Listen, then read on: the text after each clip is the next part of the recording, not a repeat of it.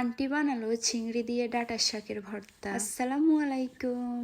অনেকদিন হলো আন্টির হাতের ভর্তা খাওয়া হয় না, তাই বাসায় আসার পরই আন্টি বানিয়ে ফেললো ভর্তা। প্রথমে ডাঁটার শাকগুলোকে ভালো করে টেলে নিব, এরপর চিংড়ি শুটকিগুলোকেও ভালো করে টেলে নিব। টেলে নেওয়ার আগে আন্টি এই চিংড়ি শুটকিগুলোকে কিছুক্ষণ ভিজিয়ে রেখেছিল।